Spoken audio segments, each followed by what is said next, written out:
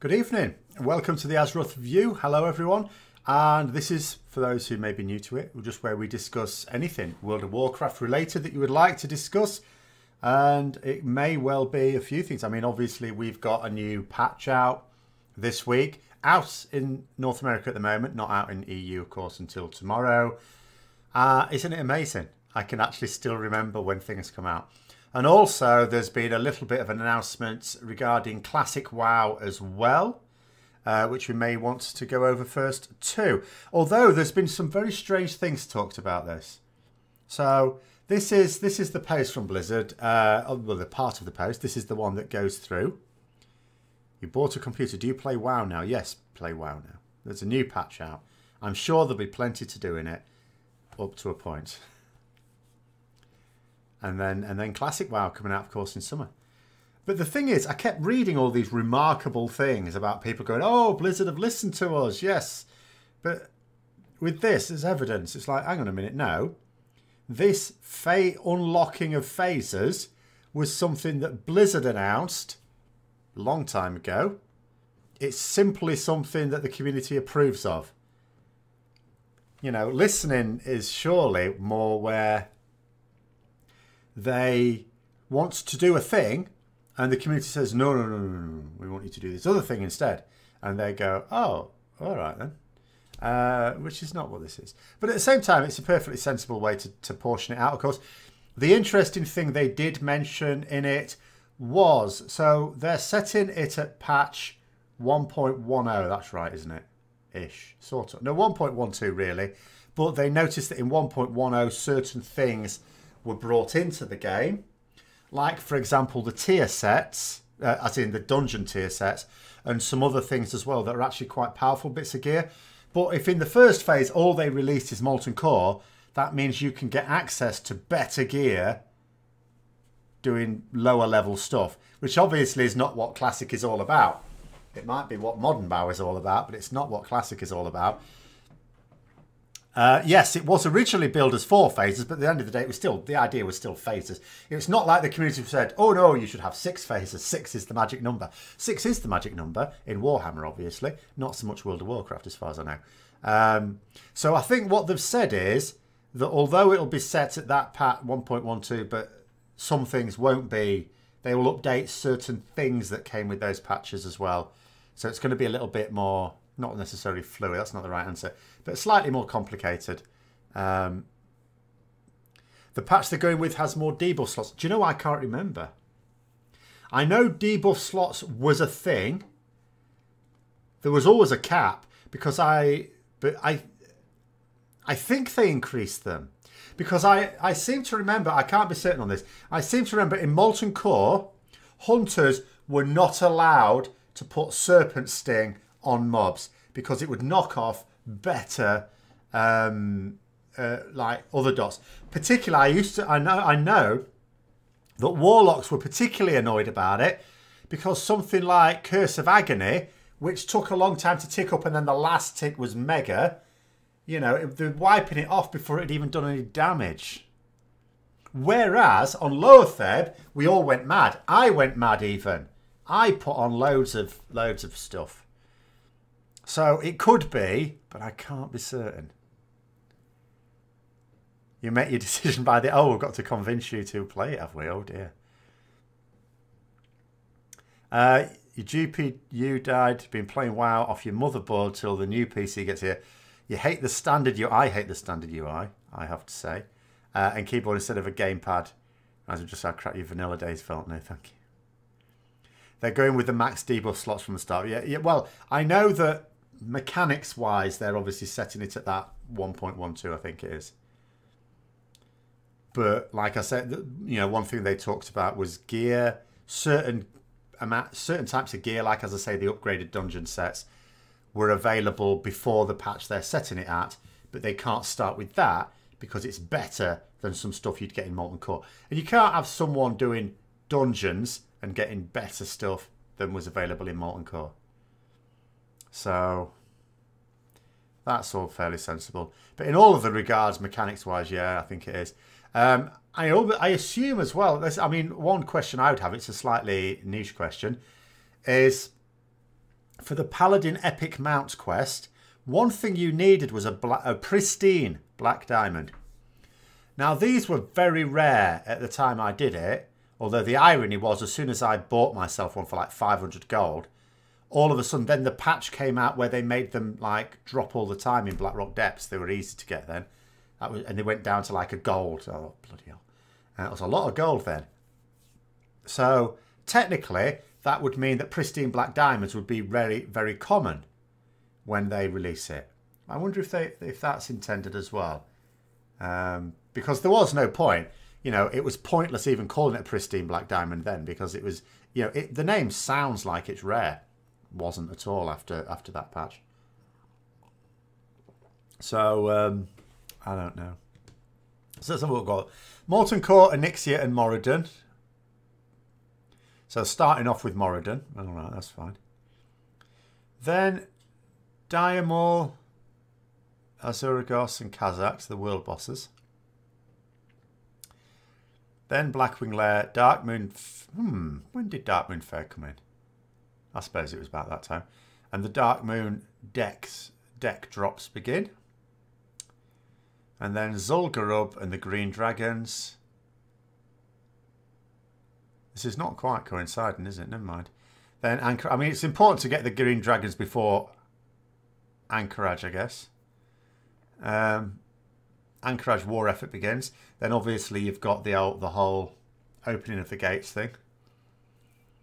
And that's when they're going to bring in the dungeon tier 0.5 stuff. And then Naxxramas and Scourge Invasion. You forgot when Classic's coming out. I don't think they've announced when Classic's coming out. They just said this summer. I've not seen an actual release date. It's just this summer.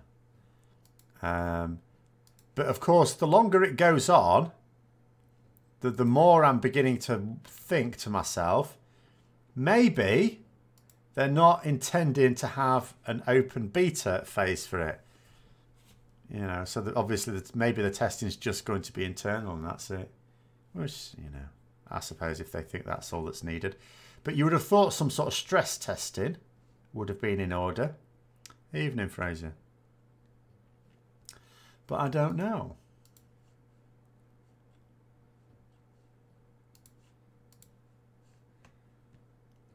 So, I mean, summer could be as early as May, or it could be as late as August, couldn't it? You resubbed this week because you feel like if you don't get exalted reps for Allied Races and Pathfinder while it's current content, you'll be stuck with those guys now in Tanan Jungle. You've got people stuck in Tanan Jungle. Yes, I mean, I don't have exalted either on these various reps. I mean, I can't, for example, tomorrow get a Zandalari troll if I wanted to. Because you bet they have a beta, just need to play the new WoW mobile game and beat. Yes, yes. No, don't even joke about WoW mobile games. Probably be a beta weekend or something. Well, I mean, if they just literally want to do a stress test, that could be one way of doing it, yeah. That way they hype it and waste our weekend not being able to log on. Assuming we're following Legion's lead, how soon should we have 8.2? See, I don't think we are at the moment. I don't think we're on the same schedule. But if we are, then it would be 11 weeks from now. Excuse me, let me have a look. 1, 2, 3, 4, 5, 6, 7, 8, 9, 10. So that would be the 28th of May for 8.2. If it was following the same schedule as for Legion. But I don't think it is. Oh, do you mean for Classic WoW? Yeah. I think it would definitely be after 8.2. Of course. Is it hard to unlock the Allied Races? No. It's just lengthy. Because you've got to get reps. So you've got to get a particular rep up with the war campaign and like dailies and stuff. So it's not difficult. It can be time consuming if you're not already on the path. Obviously a little bit less time consuming if you're human, but that all depends on which one you want to do.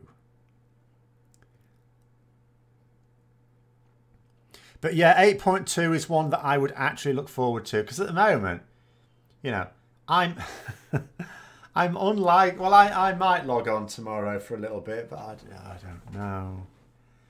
Got models to paint as well. So it's not at the moment. Do you know what as well? The longer I don't play WoW actively, the less I miss it, ironically. That's probably a bit of a sign that I'm not really going to be long for this game, even in any serious sense. You think Classic should be released sometime after the last major patch of retail WoW? During the content drought, that way people keep subbed. Well, that's certainly not going to happen, because they've said summer. So if we're saying right at the end of May, potentially, for 8.2, then that would mean another few months, you know, so you'd be talking about, I guess, the end of August, early September, for 8.2.5. And then you'd be talking like near enough Christmas for 8.3, you know, around about December. So you'd be talking that Classic would release in 2020, but they've promised summer 2019. So that's not, they're not going to do that. Have I started to read out the mailbox questions on this yet? No, not really. I mean, the thing is, looking at the situation, praising the situation, we're perfectly honest. I don't do a lot of WoW videos now. I don't play WoW very much, if at all, really. I keep an eye. I play mostly on the PTR, just seeing what's coming up, eagerly anticipating old god stuff. And occasionally they're dangling the carrot. I know it's coming, of course, but it's really just dangling the carrot. So there aren't really a lot of things. And this is the reason I stopped the mailbox in the first place, really, because when I look at it, I just think to myself, do you know what? All it'll end up being is a rerun of the video I did that week, with some of the comments just clarifying a few points. So no, I haven't seen any yet. It's all just as it is. Obviously, the one I did before was about the portals. I mean, I'm relatively neutral on it. It's the sort of thing they've done before. But there is a lot of strong feeling about it. And my argument there, which I said this in the video, there's no point in reiterating it, is I understand where Blizzard are coming from with theirs. I'm not disagreeing with their rationale. But at the same time, if a lot of people are annoyed by what they're doing, why do it? You know? Oh, you're waiting for the vote, yes. Well, that, you know, I can... The only element of speculation is what is the margin this time. There's no element of speculation about the result. It is what it is. Oh, the dictionary corner. Yeah, the dictionary corner was fun sometimes. You had to be quite careful. Well, I had to be quite careful with that, because sometimes it's easy to be condescending with that.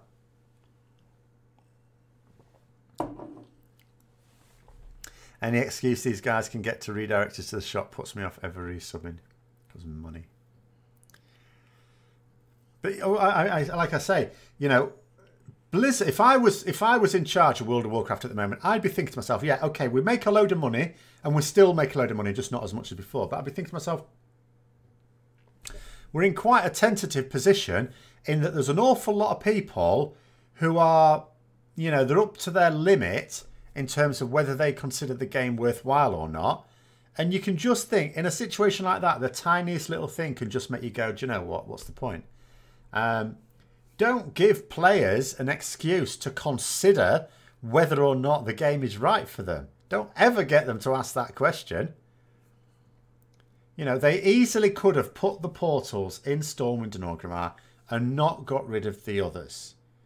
I know some people have talked about potential, you know, technological issues. Maybe it's like a server issue with it. If that's the reason, then why don't Blizzard just come out and say that's the reason? If it's a technical issue, then of course I'd understand perfectly. I mean, as I say, I'm not that disappointed by it anyway. I think I can get wherever I want relatively easily. It's just that some people had their set routes, and I don't understand why you'd piss off with it. So from what you're hearing, you should just play Final Fantasy XIV. If you like Final Fantasy XIV, it's never been one that's appealed to me. I've not seen the appeal. I mean, I understand one appeal is that the game's developers of Final Fantasy do at least seem to value their community in a way that I no longer believe that Blizzard do. I think they did. I just don't think they do anymore. You can even see that with the way that BlizzCons go these days. It's not even just World of Warcraft. The BlizzCons very much were community focused. It was all about interacting. Now, you can't even stand up and ask a question. You've got to stand in line at a podium with a card that they've printed out for you of your own question. Do you know what it's like? It's a bit like when I was in school, not as a teacher, but as a pupil, and you'd have a guest speaker come in. Someone who was terribly important, but no one gave a crap about, like some local business leader or a counsellor or something like that.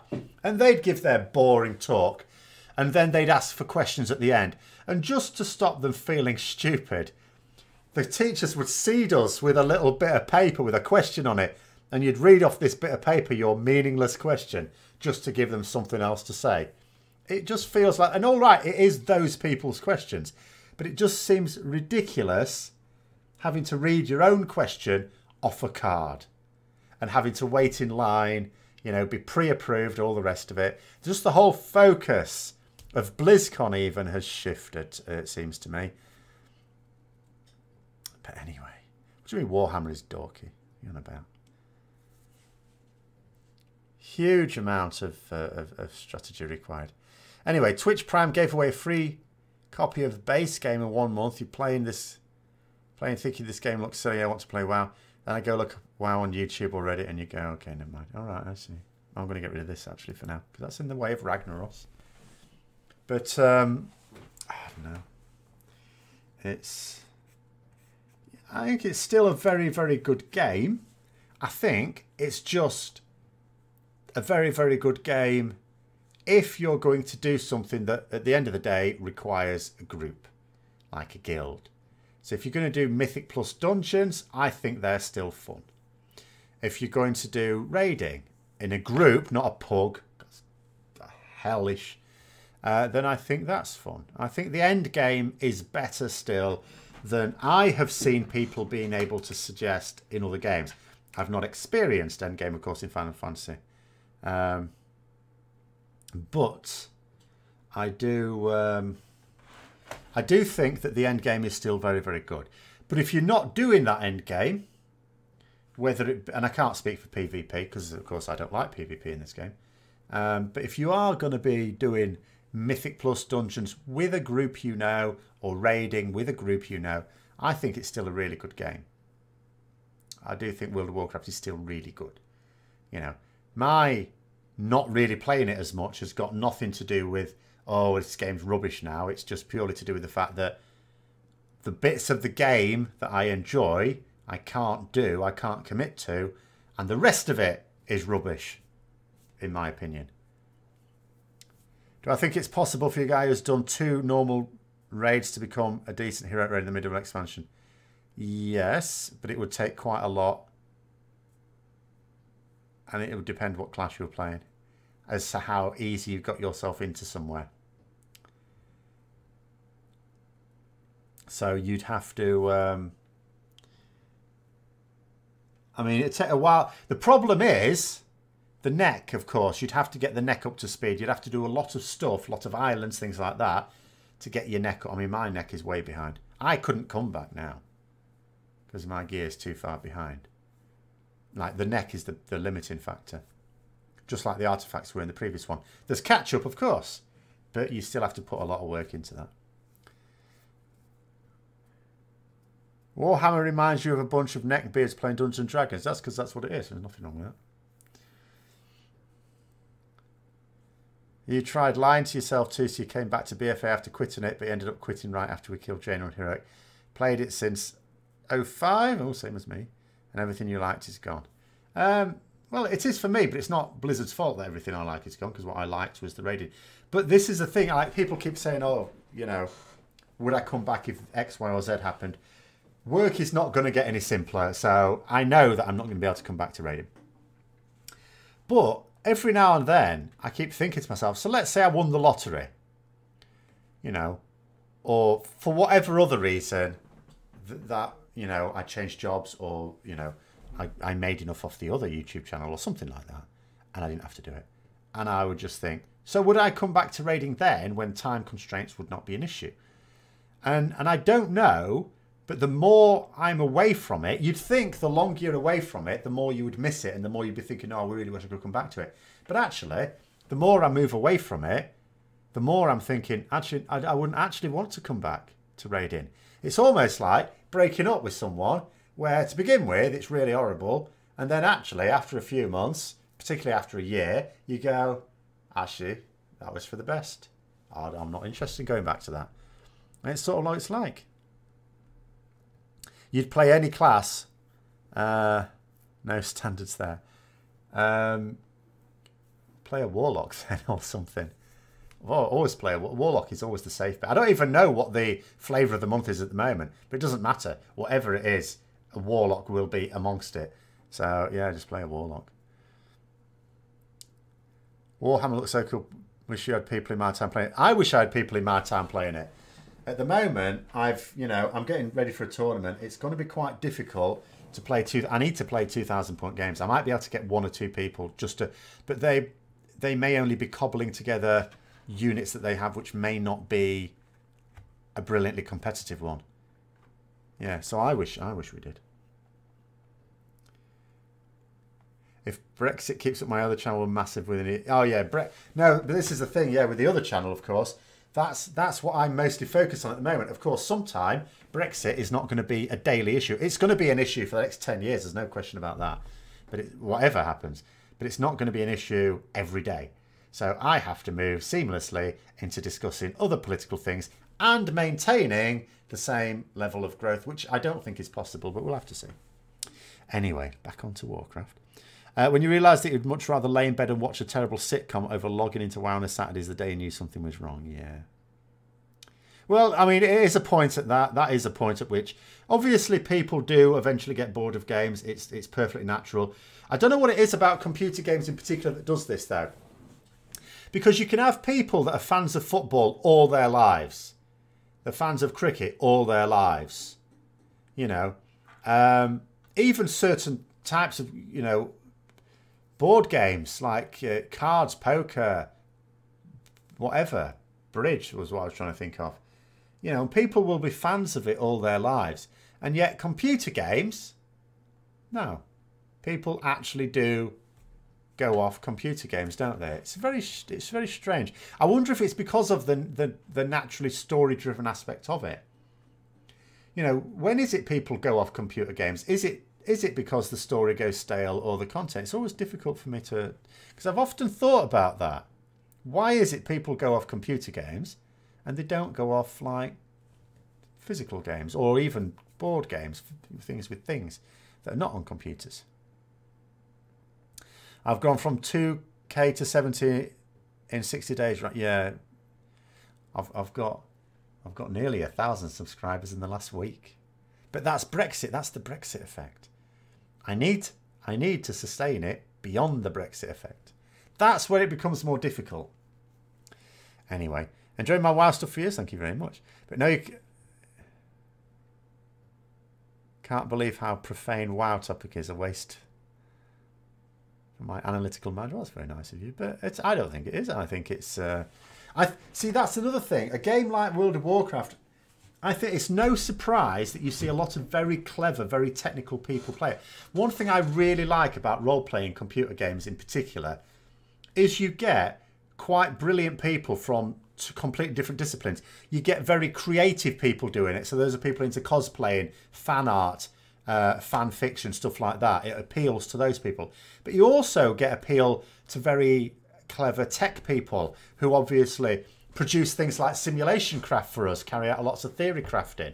So, you know, computer games from that point of view, really good at attracting some quite brilliant people into it. And there's a great appeal for them there. Yeah, there's some people who do some seriously high-level jobs in technical and creative areas that play World of Warcraft. You can't really get overexposed on regular sports. Is that what you think? It's pretty interesting. Because, yeah, I mean, that is the point. Even if you're a professional footballer, you're playing a few games a week. There's a lot of training, but whereas computer games, yeah, you're playing several hours a day, aren't you? That might be it. You might be right on that. Yeah, you can burn yourself out on computer games. That's possibly it. That could certainly be a factor. Computer games change faster than real life things. Why you tire of them? So yeah, but I mean, I can see that for the people who want a new game every 6 months. They want something new. These are the people who, of course, return to World of Warcraft at the start of an expansion. 2 months later, they've gone. But there are people who stop playing a computer game, but they don't move on to another. I just think it's interesting. Watching sports like Deja Vu every game? No. No, not at all. Very exciting at the weekend. Newcastle 2-0 down. Then at the end of it, 3-2. I don't see that every weekend. I wouldn't mind seeing that every weekend. That happens. In fact, the last time that happened was apparently 2003. 16 years ago. Anyway. You think MMORPGs are suffering the most from that because you played WoW for the Rogue and Paladin RPG elements, living out the fantasy when they remove those elements, so the drive to play. Yeah, I do agree that a lot of traditional roleplay elements have been removed from the game. I would not be someone who says, oh, the roleplay has gone. I don't think it has. I think it has shifted, though. I think it's changed quite a lot. The classes are less distinctive just because they've tried. For me, what's made it less distinctive, the classes, is the fact that they've tried to make the specs more distinctive, but you can't have 36 distinct specs within what is a relatively limited game system like World of Warcraft. So you end up blurring the lines between classes in order to have distinction between specs. I just think it's just the wrong way to do it. You think WoW was too big a singular phenomenon? You don't think you can derive too many rules regarding games in general from it? Well, no, but you get the same thing in other games, though, don't you? It's other computer games where it happens. You know, you don't get... I mean, there's the odd game that I still play nearly 20 years later. Baldur's Gate, for example. You know, that's a bit of a timeless one for me. But I would say most people, even people my age, don't play any games now that they did 20 years ago.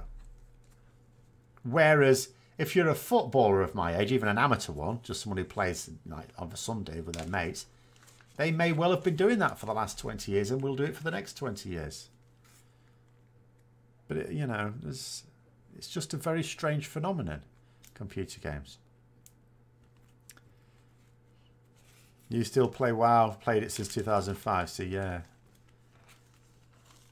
I mean, I'm not sure that I can even say that I do. Because although I play every week, it's rarely on the live servers. Not specifically role-playing, but instead playing out your story like you want. You're forced into this overpowered demigod superhero, most important person ever. I mean, that is true. And I personally prefer the idea of the mysterious stranger aspect of roleplay, granted. But I'm not sure it was different there. Well, it was different in that you were the mysterious stranger. But I don't think it was different in that, like, let's say you wanted to roleplay a super important character. Not as easy to do that then. I mean, you've got access to the throne room, I suppose, in Stormwind. But they've rarely got anything to say to you.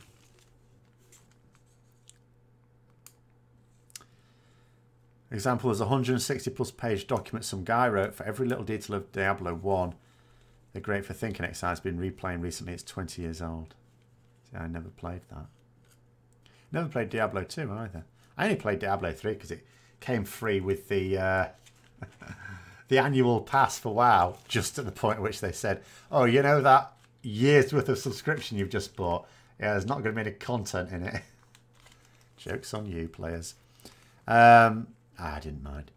I'd only just come back to the game anyway. There's plenty for me to do. Depends on the person. I think it does depend on the person. I think it depends on the person more than the game.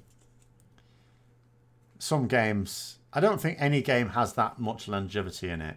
Obviously, an MMO has more than most because you can keep bringing out content. So someone stops playing it for 6 months and come back, well, all of a sudden there's a load of new stuff to do. You know, if I stop playing Baldur's Gate for a couple of years, which I generally do, I come back, it's not like there's new stuff. I mean, the company that now does the upgraded version, the enhanced edition, does new stuff, but I've not really played that. You think the WoW story has put you off the game more than anything? Can't even close your eyes, ignore it. Surprise, cringe, gets you. Ruined the RP and the immersion for me. I mean, bad storytelling does that for me a bit as well, when characters don't act sensibly and it doesn't make sense. And I don't buy that, oh, it'll make sense later. It's like, no, it doesn't. No, it won't. Because they've said that before and it hasn't. So, yeah, it's...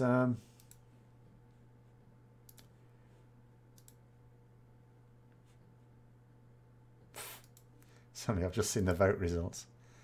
Yeah. But I don't know what you can do. Like, the only thing I would say from a role-playing point of view is World of Warcraft, even in vanilla, was always theme park. Clearly, like, I know a lot of people, it's very difficult to pin down what is an actual sandbox MMO, because whenever people say, oh, this is a sandbox, I look at it and go, no, it's not. I've never played what I would call a sandbox MMO. Maybe they exist. Maybe they did exist and I just didn't play them. I don't know. But WoW has never been one in any sense. However, it was a theme park in that you could at least choose in which order you did the rides. Now, you can't. You know, it's now more like a guided tour. You know, you have to do it in a particular order. And although, yeah, okay, the 3 zones you level up, you can choose which order you do it in, you still have to do the main quests in each of those zones to access stuff later, don't you? So it has become much more rigid. You are being taken around by the hand now, which is disappointing. Games are too new as a medium, so there's no tradition with it. We're the first to grow old with them. Well, this is true. But it's still getting on a bit. I mean, we're talking about back to the 70s now. But there is the problem, of course. The nature of gaming has changed us so much as well. You used to need to, get a big box that you plugged into your television, and now you can do it on your phone if you're, silly enough to do that. And have dedicated things like I have this computer largely for playing games. I mean, all right, it's also for doing video editing and stuff like that as well, but still, it's essentially a gaming computer. That's the top priority. You feel sad. EVE Online, which came out when WoW did, is looking to be going into maintenance mode. All the long-term level devs have left it in the last year, have they? See, because it's a sci-fi, I know that wouldn't appeal to me. The general nature of it as well, I wasn't that keen on. But obviously that became extremely popular as well, didn't it? Hold on. Well, we've got a Warhammer question. Just realise you have 2,000 points of siege that you can play somewhat competitively. Right.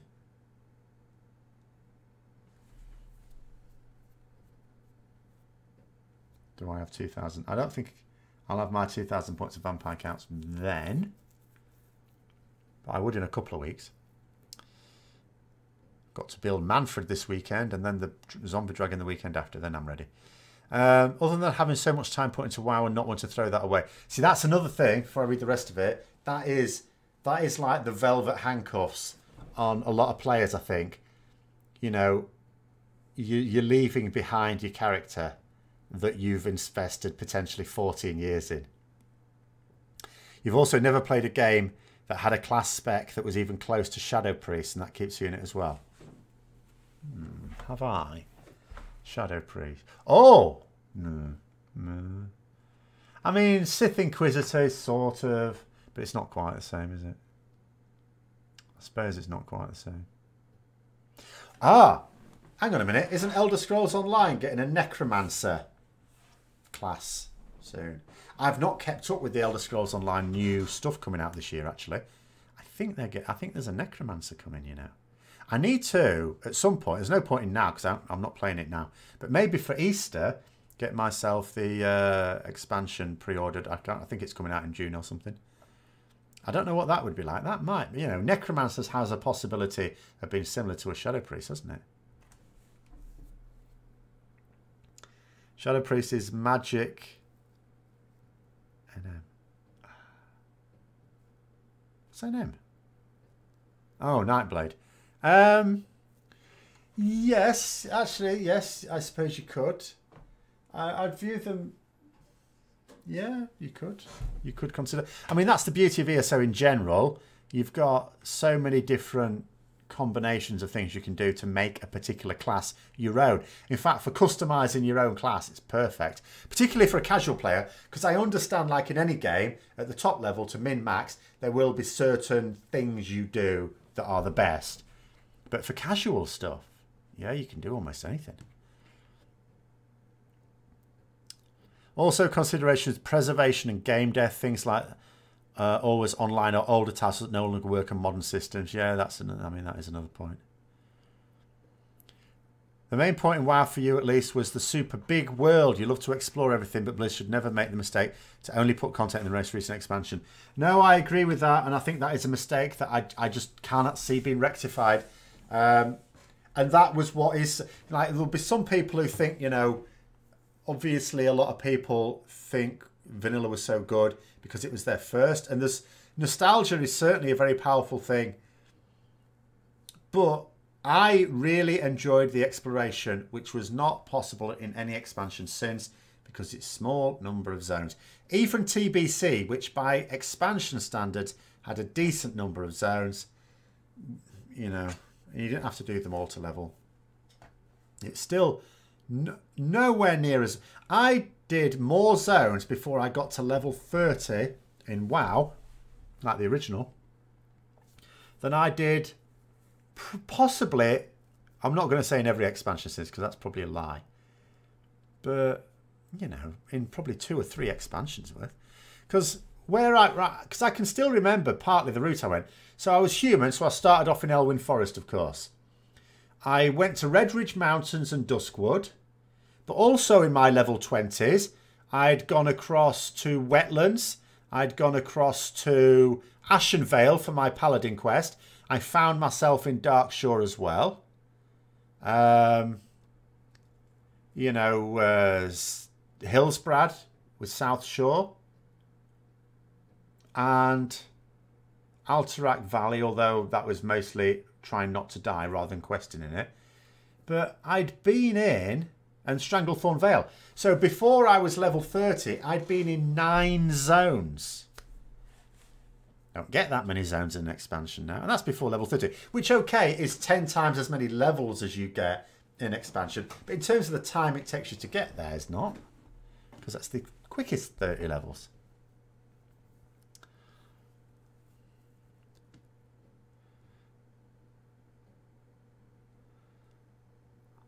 You don't have an active subcount. You'll get ahead of the curve this expansion. Well, you'll get an ahead of the curve, certainly. I don't know when the first one's supposed to be dropping out, actually. I think it might not. I think they might all be remaining until the Lady of Ash raid comes out. Well, elf, is that well, comma, elves live forever? Or is that well elves? Are these a thing I've not heard of yet? Elves that live in wells. Because that sounds great. We could throw the gnomes down to them and they'll kill them for us. Is WoW lore small compared to other fantasy universes? No, I wouldn't say it is. I mean, it depends which ones you're talking about. You know, I think generally, any game that invests in its own lore, and World of Warcraft do, because, you know, when they've got people to write novels for it, I think, you know, you do. It tends to be as how much it has tends to be in proportion to how long it's been going. And Warcraft, not World of Warcraft, but Warcraft itself has been going for a long time. It can't be far off 30 years, can it now? It can't actually be long off 30 years. So it has got more. I mean, sometimes you get like going back to Warhammer. I don't actually know anymore because a lot of the lore from Warhammer, they reset it. Well, for the fantasy anyway. It's completely reset. So they're building it back up. It's like the old lore sort of happened, but it's not connected type thing. You like well elves better. Must know what they look like. Exactly, I do. I think they'd have quite dark skin. Big bulbous eyes, because they need to see in the dark. Gills, because, you know, a lot of water about. Floppity feet. A bit like fishmen. They're like elf. Imagine a Murloc elf morph. Something like that. What WoW lore? There's so many retcons. See, that is what is annoying about it. There is lots of lore. There's nowhere firm for you to anchor yourself in it. Because they do keep changing it. And even stuff they haven't changed, you still can't be sure is correct. Because maybe they have changed it in their own minds and we just haven't been told about it yet. We haven't had the memo yet.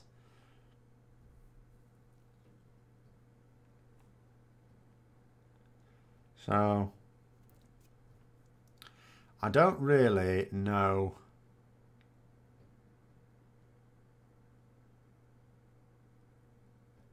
I don't know at all what they're thinking. Because again, these things were supposed to be set in stone, sorting it all out. We're writing it down. This is the law. It's not. Changed that. I mean, I wouldn't say there are sweeping changes from that, and some of it's a bit like it's just blurry lines, but it's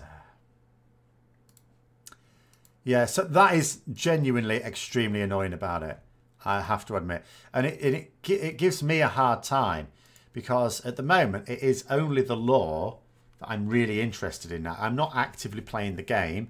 I'm interested in how the story's going with the old gods, but then, you know, if I find out, who's to say that in a few years' time it won't have all changed again? So am I really even getting closure on it? Written by hundreds and played by millions. Wow, was a strange storytelling medium. But there's lots of games like that. But the thing with other games is that they respect their own law. It's like Blizzard don't even respect their own law. Because sometimes I've thought to myself, you know, when a company doesn't own the intellectual property rights to the story itself, it gets a license. Part of the conditions for that are usually that it has to treat it with respect and it can't contradict things. So you expect those to be true to it. But even when they do control their own IP, other companies do tend to respect it. You know, they don't really change a lot. Tell you one what? Go on.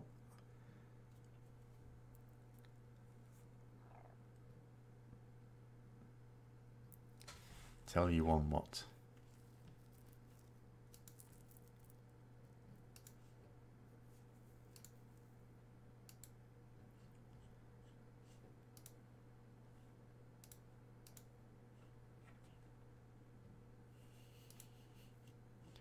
One IP without retcons. Tolkien stuff. I mean, he did, but he's gone now, which I'm not saying is a good thing. But, you know, Lord of the Rings Online would never retcon their stuff. Even Elder Scrolls Online is supposed to keep within certain bounds from the Elder Scrolls. It's not supposed to contradict the Elder Scrolls stuff. You know, I gather from people who are experts in it, it's not a brilliant fit, but it's not supposed to directly contradict it. Star Wars The Old Republic is alright for it. Obviously Star Wars as a genre isn't, because, you know, Disney did a thing. You gave up on WoW lore when they shafted Medan. To be fair, though, he was never... They always made it clear that certain... Or did they? I can't remember. I'm pretty sure Medan was not guaranteed to be canon. You know, it was one of those where it might be and it might not. Obviously now we could sort of probably say not.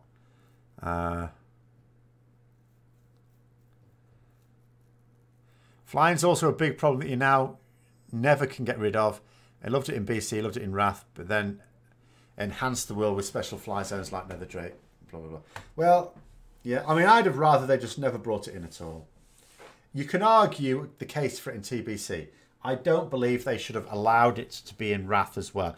As soon as, like, if they'd have just left it in TBC, it would have been a Burning Crusade thing. Yes, people would be disappointed with their flying mounts, but there were only so many of them. As soon as you bring it in another expansion, it's then established. They, for example, couldn't have got rid of it in Cataclysm. Never mind the zones were specifically designed for it. That doesn't matter. They could change that. So the fact that they kept it in even for one extra expansion meant that was it. It was in for life. ESO in-game law is written from in-game people's point of view, so that is okay to be wrong. But I think it's still supposed to fit into events, though.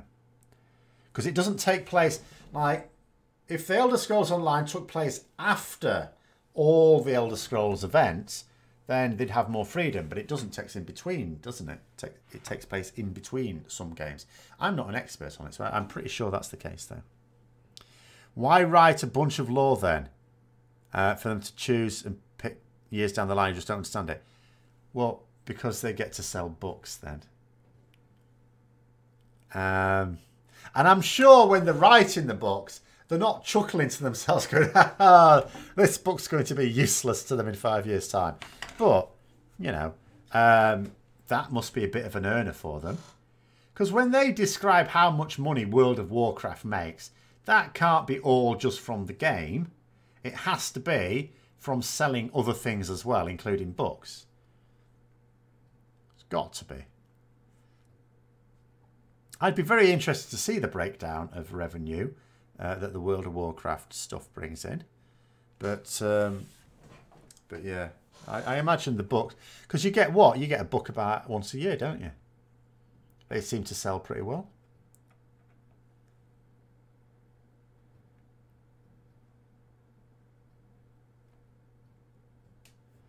Don't they want to release new Lord of the Rings material, though?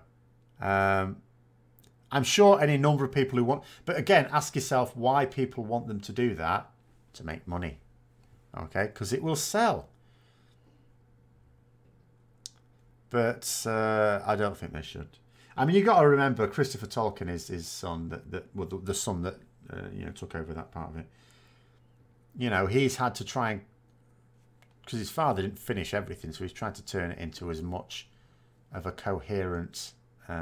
narrative as he can. I don't think they'd even need to, like, you know, they made the Tolkien estate is effectively worth a lot anyway.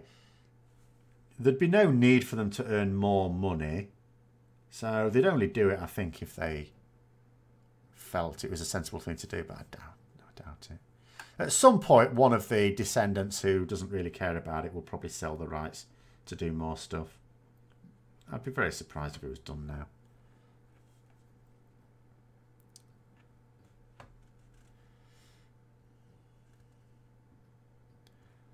Well, you say never knew Lord of the Rings. Keep it perfect as it is. Well, quite. Because you never know. If someone got to write something new for it, they might introduce gnomes. We have to be on the watch out for that.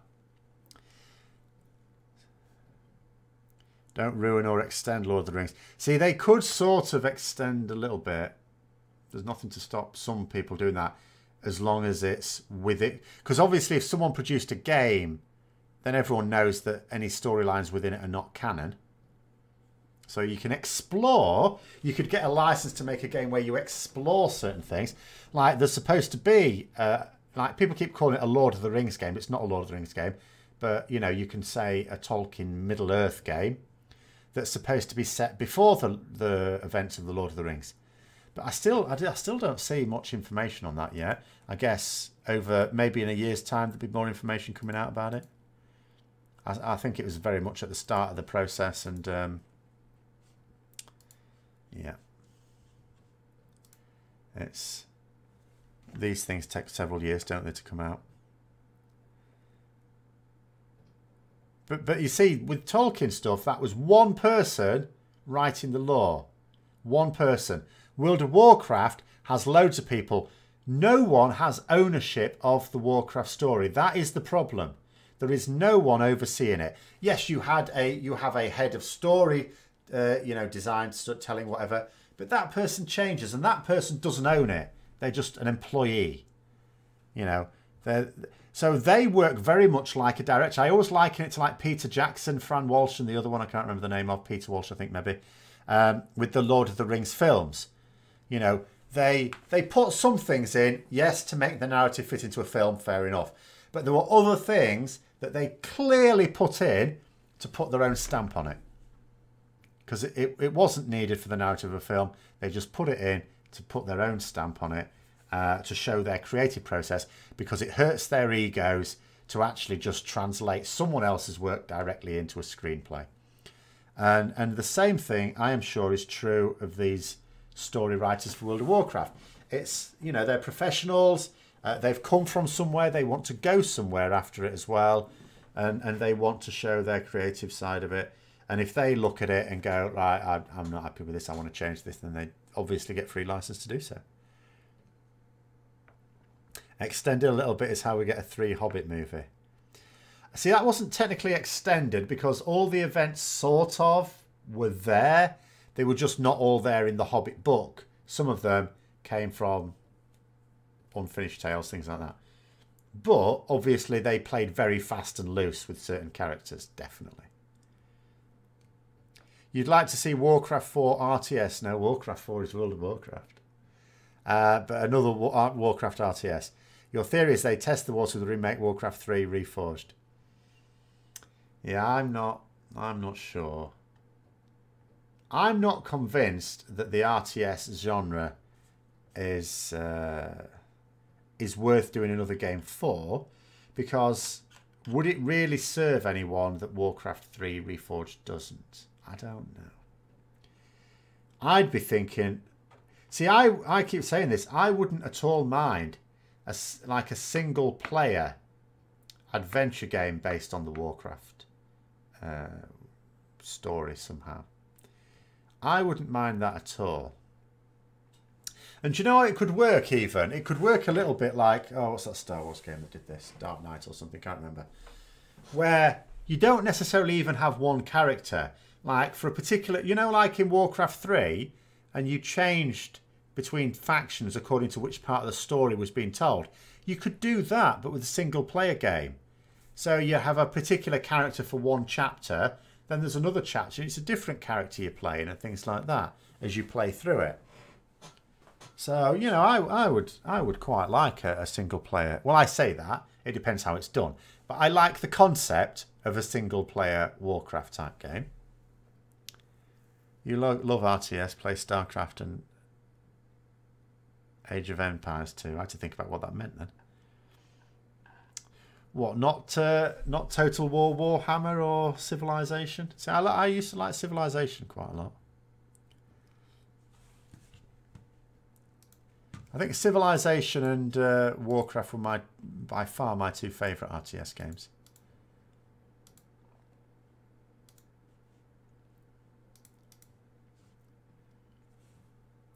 Your biggest hope is a Black Swan event, and Blizzard announces something completely new, Revenge of the Potato People, virtual reality.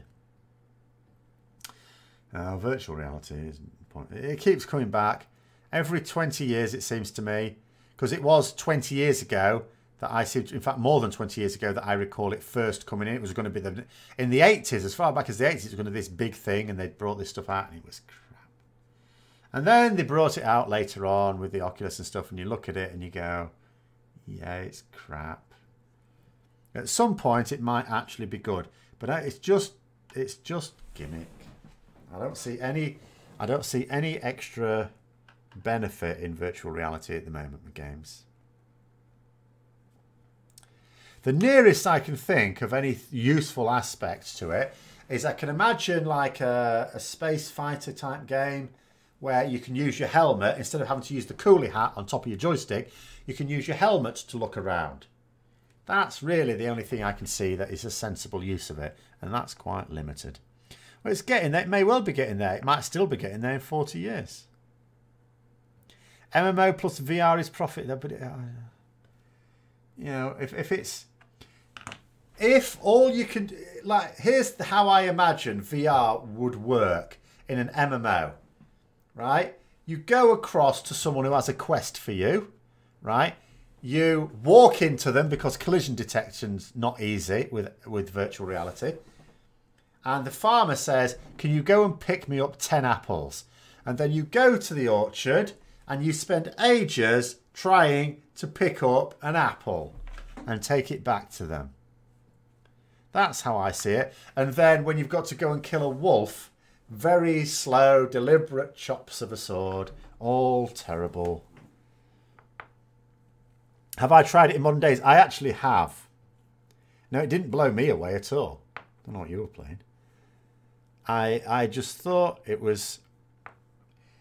Until they get it to the point where it fools you into thinking you are the dynamic character that is on your screen.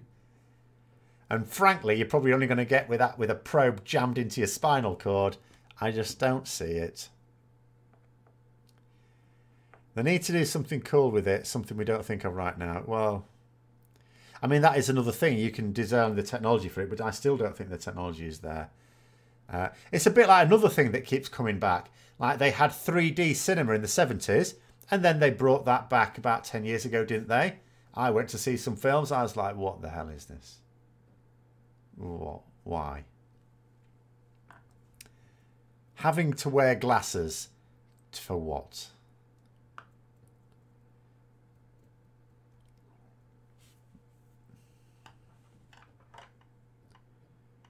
So, I don't know. We'll see. At some point, yes, I have no doubt that it would be the future, but I just don't think it's here yet. I don't see it at all being a huge benefit.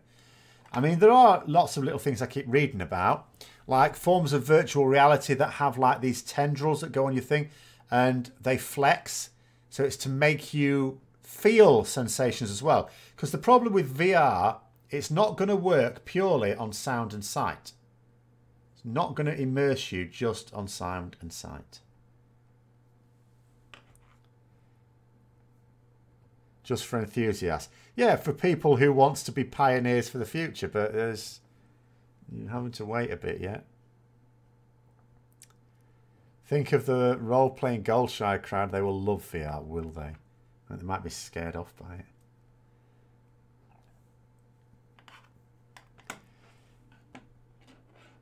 I mean, the idea of Futurama-style chat rooms, I don't think is anywhere near here yet. You wonder why there are not a lot of flight simulators, Tomahawk, Apache, FXX, with VR.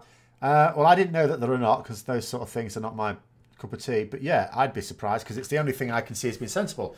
Because I can remember, you know, playing games like that, which for me would generally be in a science fiction setting, like Descent and things like that. And you have, which I've long since thrown away because I don't use them anymore, but you have a joystick, a flight joystick, which has got all sorts of things on it, including a little coolie hat on top, which you can use to rotate the head of your character. Well, with a helmet on, you can just go, oh, there's something to my left there. And then, you know, move around. And that would be a lot more natural. That I can understand. That I get. Simulators like that, flight simulators, even driving simulators. Anything where what the VR will do for you is allow you to turn your head. I'm even okay with that in a role-playing game. If you still control it with your mouse and keyboard, but you just have a headset that allows you to move the head of your character, but that's all it does for you, or move down and up and stuff like that. Yeah, that I can see. But your friend uses VR for his racing games. He really likes it. Well, again, if it allows you to move the head of your character, because that's all a VR set can do. You move your head. So if that gives you some extra facility within the game that takes away from awkward controls, yeah. But to me, that doesn't seem worth several £100. There's only so many games where, you know. But again, what you really need is for more games to do that. There are lots of games that could use that facility, where if you play enough of them, and the price comes down of the headsets, you know, maybe the price comes down to, say, £100. Well, that's only like an expensive keyboard anyway. Well, yeah, okay. I'd accept that as a peripheral that I would use. I mean, I always get, for some reason, I always get the, what's it called? where the certain GeForce graphics cards are something ready. It's not Oculus though, is it? I always forget. I always get those ones, even though I never actually get the technology that it's designed for. The tech does need to be cheap, but that's why people, you know, they are willing to be the pioneers on these. I mean, DVD players used to cost £1,000, didn't they? Now you get a Blu-ray player for £30. It's like, you know, because as more people buy them, you can design them more efficiently, that everything gets cheaper, and eventually you sell them really cheaply. You know, almost cheaper than the bloody DVD discs. Trying to find where it is. I know where I'd be able to find it. The shop where I get my PCs from. Another year and a half and I should be getting another one. Or in fact, no. It might even be in as little as a year. Or maybe a couple of years. Maybe I don't need to get another one just yet.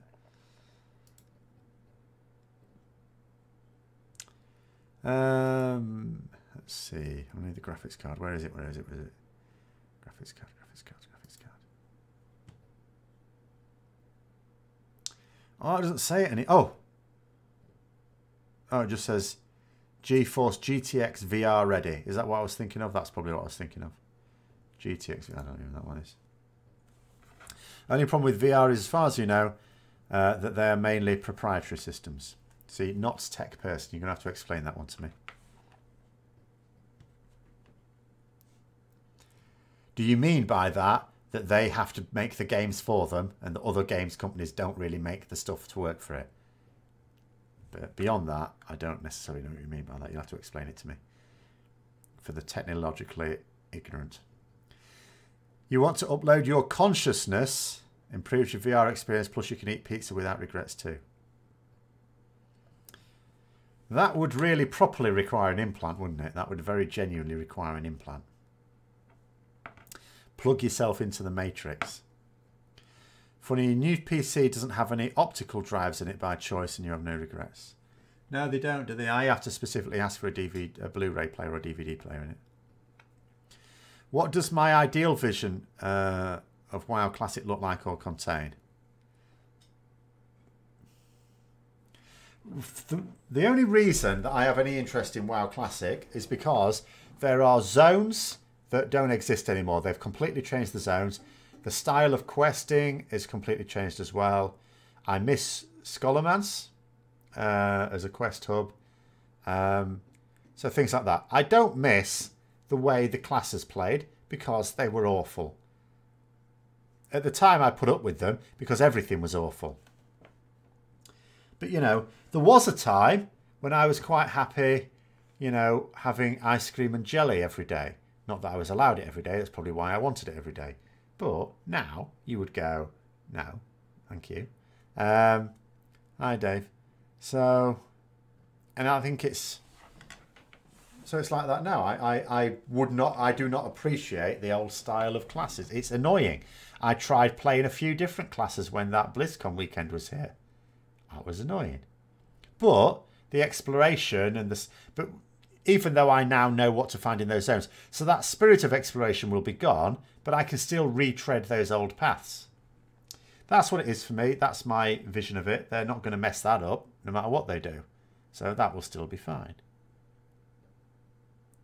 It's literally about the stuff that is no longer in the game. And it's not so much systems as those old zones with those old style quests. And that guy near Lights Hope Chapel who kept talking and dropping hints about the Ashbringer, which people took far too seriously.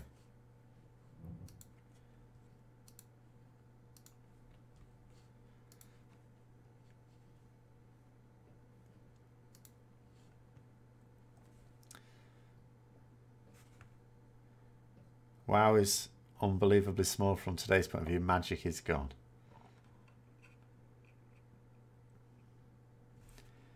Well, again, that, you know, if it is that wow factor of your first experience of an MMO, it was my first experience of an MMO full stop, and I was resistant to getting into it. I had to be persuaded. And then, yeah, it's brilliant. And yeah, you're not going to get that again in an expansion. You're not going to get it in another MMO. Like, this is the thing. When I play a new MMO now, I am immediately looking for things that I recognise within it that I've taken from playing other MMOs. I'm looking for those features. You know, the first thing I did, whenever in Elder Scrolls Online, the beta, when I first got into that, I didn't go exploring or anything like that. The first thing I did was try to see if I could alter my keybinds. You know, I looked in my settings to customize it to the way I know I like to play MMOs. You know, and that's what I would do if I play a new MMO, whether it's in a beta or when it goes live. That would be the first thing I do. I would know, because I've got experience now of these things, that I'm going to have a nice time if I just stop, don't get into it, and just play about with the settings, familiarise myself with settings and change what I can. How can Blizzard solve the problem when you level up your character, you no longer gain new ranks of spells, talents, or other power gains? By sort of putting them in. Then my suggestion is that every level you have a completely different like, instead of a talent, you have your talent things as they have now, whatever. But then you have a skill tree, and that's where you get your abilities. You don't just randomly learn an ability at a particular level. You put points in them. That way, as you level up, you get to assign those points. And even if with each new expansion, it just gives you one new ability, and they can give us, and they'll all talk about, yeah, but if we keep giving you a new ability every expansion, you'll end up with a bloat. No, there's not that many expansions left in the game, let's be honest. They could easily give us a new, or even 2 new expansions, each expansion from now to the end of WoW, and it will be fine. And they could just allow us each level to spend a point in them. One of those would give you the ability, the other one would make it more powerful. So that at the end of your leveling, there's no choice. Everyone's got exactly the same for that class and spec. But you at least got to do something each level. Ranks were a good illusion of progress, yeah. Not like ESO skill points, because ESO skill points are... I suppose there might be some people that have got so many because they've done so much of the game. But for someone like me, it's a genuine choice. I actually have to be careful, efficient about how I spend mine, because I don't have that many. But in this case, the only choice would be the order in which you spend the points. But when you get to level cap, you would still have everything filled. It's more like the artifact weapon. That's how I would describe it. More like the artifact weapon from Legion, where you get your abilities by spending points on it, and then you've got other points to spend to make them better. At the end of it all, everyone has the same, but the path you took could be different. Not that many expansions. Hints at tons of potential upcoming expansions. Well, of course. Well, one, they may be telling the truth from their point of view, but you don't introduce a new expansion in an MMO by saying, do you know what, there's probably only a couple of these left to go, so, you know, get in while you can. As soon as you even hint about the end of a game, you have ended the game. You know, so don't do that. The other thing is, you've got to bear in mind, if World of Warcraft stops, these people who are talking to us, it's their jobs, it's their livelihoods. We already know what happens when Blizzard decide that you are surplus to requirements. They won't just shift you to a new project. They'll shift some people to a new project. Most of you would be like, don't need you anymore. Gone. And I, as well, you know, minor Blizzard bashing potentially, I have no faith that Blizzard are ever again going to design a game with the same sort of love that they designed World of Warcraft. I think all future Blizzard games, and it only takes one game for them to prove me wrong on this, but I think all future Blizzard games are going to be built like a kit. You know, almost like painting by numbers, games designed by numbers. Putting certain elements into it, building it as a kit to be pushed out as quickly as possible to grab money. I just think that's the way they're doing things now. So they certainly wouldn't need as large a team either.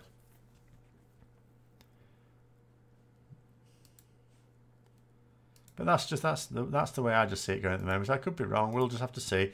If they ever bring out a game, you know, like WoW again, then all right, I should be wrong. When there are 10 people waiting for the Zeppelin to Undercity, there's always some banter. The world feels more alive. Yeah, but if you're waiting for the Zeppelin to... I suppose there is still a yes, I guess there is still a Zeppelin to Undercity. You would just get the portal now, wouldn't you? Well, I suppose in North America it comes out in Europe tomorrow. I assume that there's a portal to Undercity in there. I can't remember now. We will see. The dev team still have large autonomy. Oh, yeah. Absolutely. It's still very much their fault. You know, people keep blaming Activision for it. No, it's still their fault. But I think they have less autonomy. But at the end of the day, their autonomy disappears with their game. If Blizzard decide to slow down, you know, and just bring out much less involved expansions, they won't at the moment. World of Warcraft makes far too much money. But that won't last forever. I mean, it may still last for another 10 years. I'm not saying it's imminent, but at some point they won't. So, I mean, more Game of Thrones games. I didn't know there were any. I mean, I suppose it should come as no surprise to me that there are Game of Thrones games, but I didn't know there were any. But those sort of things would not appeal to me anyway. Games that are just based on something that's popular in another medium just to cash in. They don't generally prove worthwhile, if indeed they ever do. I mean, that being said, I did like the Barbarian game from the 80s. Not Barbarian, the Conan the Barbarian game, I should say. Even though it had nothing to do with the film. At least it was a good game.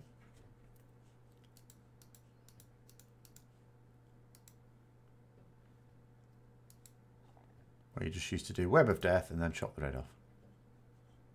Seemed to work with everyone. But until you worked that out, it was a good game.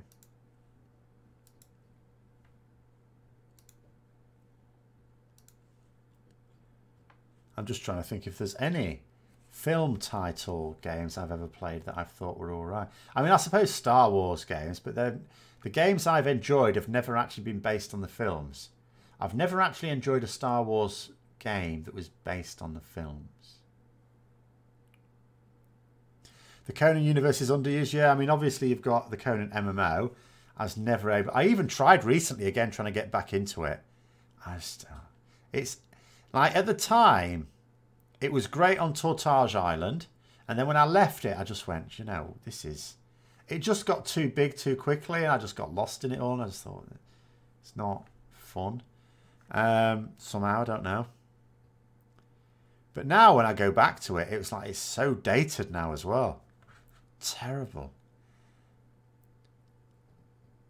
But yes, the Conan universe is criminally underused, absolutely. People need to see that Blizzard is really good at burning money. The killing off unfinished game projects is not cheap. Am I going to play the Amazons game? No, I don't even know what that is. So I'm guessing not. Return of the King game. Mostly just battles and combat. Okay, I didn't play that. That sounds like a PlayStation game to me.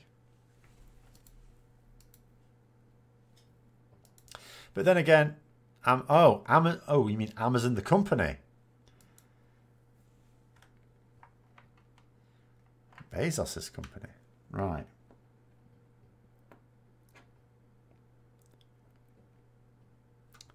New World. That's an original title, isn't it?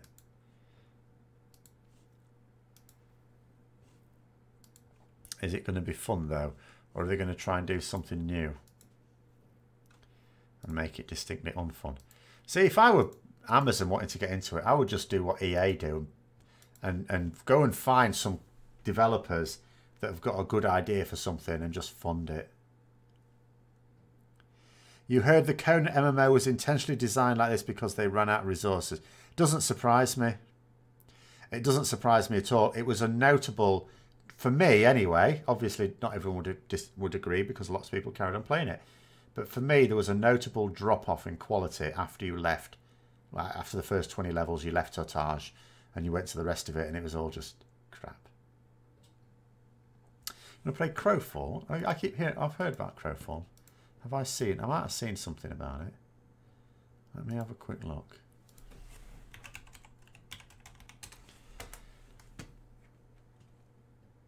Because maybe this is what I should do in my old age. Just every month, get a game, play it for a few weekends, do something on it, and then next month get another one. I should really sign up to... let's have a look. Crowfall. The Trial of Valkin, the Allfather.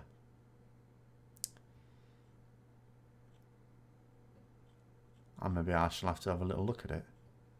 More to know. Trials... Oh, no, not... Is it all based on PvP stuff? I would, of course, steer well clear of anything that is essentially a PvP game. Even though I don't hate PvP in all things. I just mostly do. Let's have a look.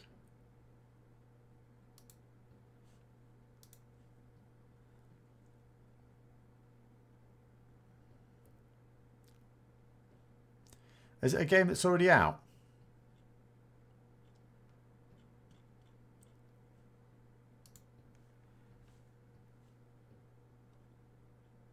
Oh dear. I hope not, because that looked like a pretty awful image that I just saw.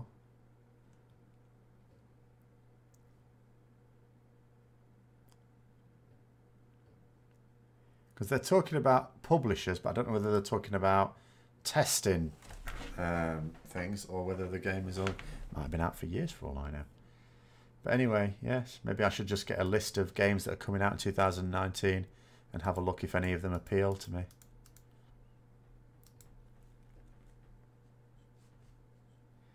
If you could wish for one Let's Play game on channel, you would wish for I Have No Mouth and I Must Scream. That's the game, is it? That's the name of a game. I can see parents buying their kids that one. Oh, it's not happening. Right, okay. Oh, it's come up straight away.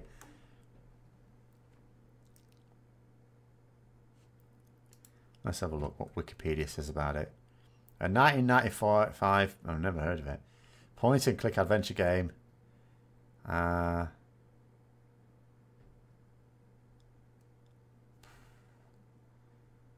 So it's like a Matrix, only they've killed all but 5 people that they're keeping alive and torturing for the past 109 years by constructing metaphorical adventures based on each character's fatal flaws.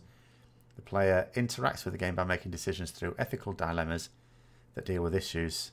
Oh! Okay. I'm not sure I should do that on the channel. Oh, dear.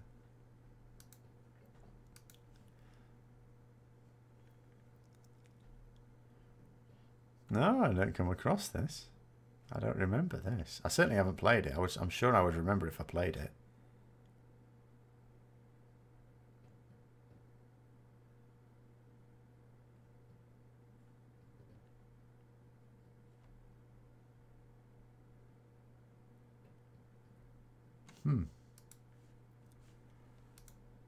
Let's have a quick look. I'm going to have a quick look. What's our RPG games coming out? Oh, I'll put coming soon even. Coming out 2019 might well be a load of games not even coming out till next year. Technically, I'm sort of, I think, in the beta for Ashes of Creation, but I haven't played that for a bit. I'm not sure whether it's just every now and then I'm in, or whether I'm in all the time. I need to check out that Easter perhaps again. Thronebreaker, The Witcher's Tales. I've not played any Witcher games.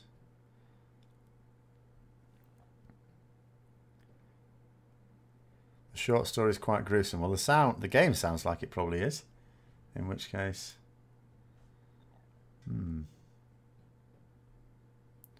what's this? Lord of the Rings, Journeys in Middle-earth. That's not the one I was thinking of, is it? Or is it? No, it's not. This is a Lord of the Rings game. Fully cooperative app supported board game for 1 to 5 players. What is this? Oh my god, they're not kidding either. It's an actual board. That's just a board game. Maybe I should have changed that to PC game.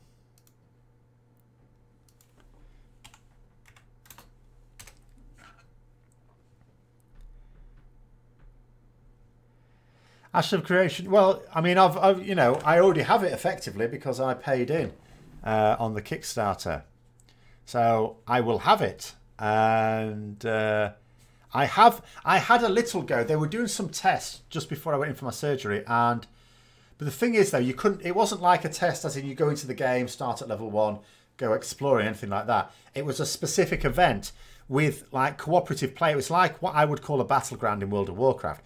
It seemed sort of fun, except for the fact, because you were thrown straight into it, I had no time to acclimatise myself to the instructions, or the controls or anything like that. Luckily, there's voice comms in it, and the people who I was teamed with were actually very kind and explained things to me. But yeah, there was no acclimatisation time for me to actually work out how the game worked. So it was a disappointing trial, even though it was quite fun in a way. Sort of. The problem with it is, though, it was like a battle royale type thing. And if you died, you died. There was no coming back up. There's no resin. There's no accumulating points. It was just last man standing. So if you died quite early on, which on one of the ones I tried, I did, of course, I didn't know what I was doing, then you weren't going to have a very good time of it. It's not even like you can explore as a ghost. You can click other player in your team's points of view. You can actually go through their eyes and just see what they're doing for a bit of entertainment, which I suppose is better than nothing. But yeah, so I haven't yet tried out the game itself other than that. So I will still be interested, but I want to see something here. Yeah, we'll just have to...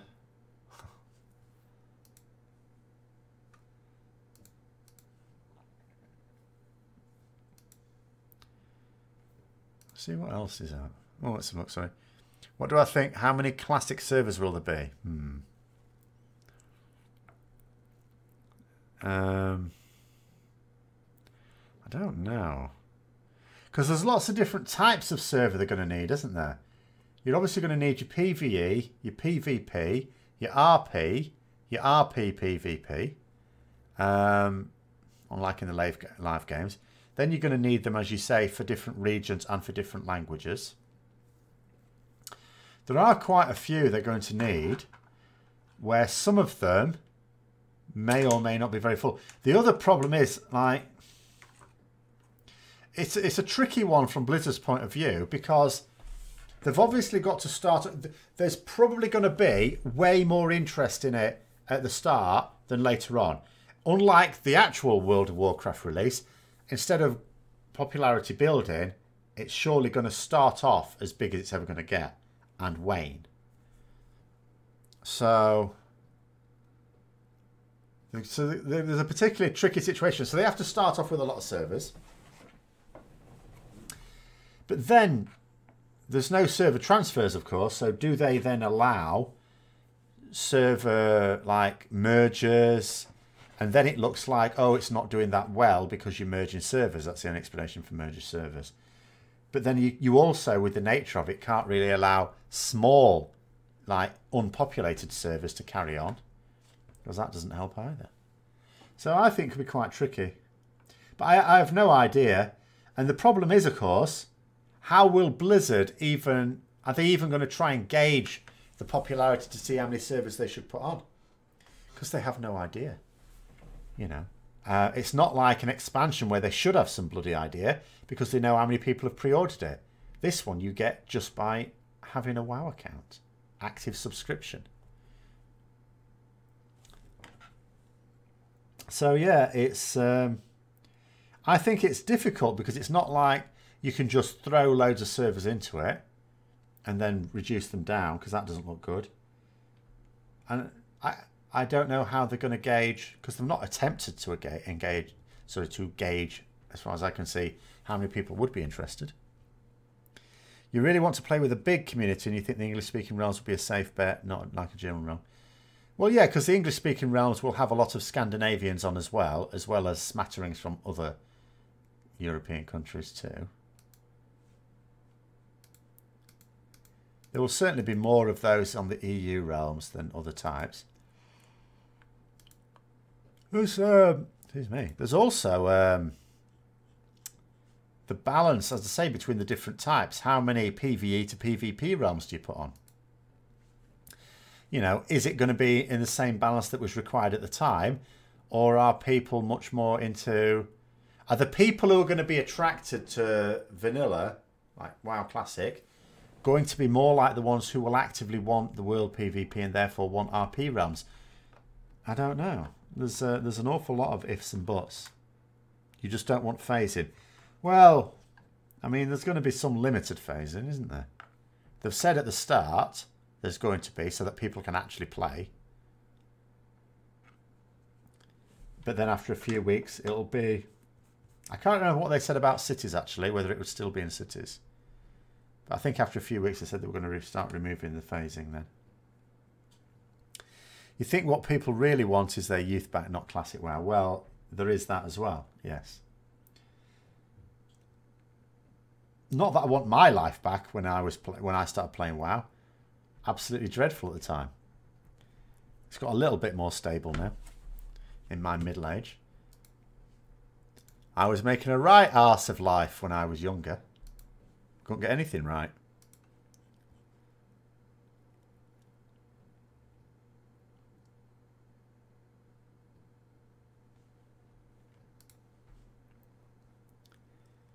But, or even if people, it's not that, it's just that feeling, isn't it?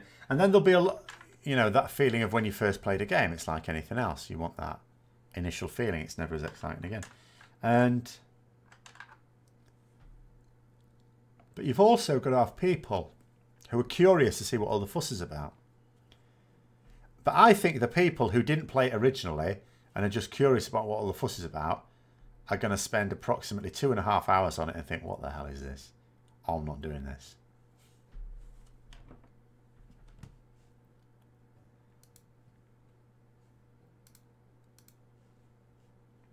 I would find it remarkable if you had many people who hadn't played it originally carrying on playing it after some time. You might get some. I'm not saying you won't get any. You turn 30 shortly. Give me your youth back. When I turned 30, I know exactly where I was. I was doing Anchorage. Not that second, but, you know, I was progressing through Anchorage when I turned 30. I distinctly remember that. Although the problem is, this is what's weird with time with me. So I distinctly remember what my WoW time, what I was doing in WoW when I turned 30. I don't remember what I was doing when I turned 40, but I could work it out. But I don't actually remember. I would actually have to work it out. Do I think Meth will go for the world first? No, they've already said they won't. There's no point. There is no world first for anything WoW Classic. Anyone who even tries to claim the world first will be laughed at. And rightly so. Blizzard get real world firsts, not pretend ones.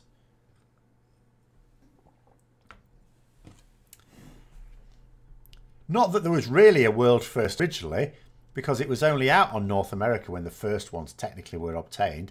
Although I suppose there were people from Europe in them as well. That's the only way you could play WoW. Have an NA account. The only thing that comforts you is the fact that there's people even older than you. Ah, yes, I am. More nails in my coffin than most, I think, that play WoW. Though not all. Well, I say that, I don't really play anymore. I used to quite like the fact that I could imagine that I was probably one of the oldest people doing cutting-edge mythic raiding, but I don't do that either. So now I'm just, you know, an ordinary casual one, and there's plenty of people much older than me play WoW on a very casual basis. In fact, there's plenty of much older people than me playing it on a much serious level than me now.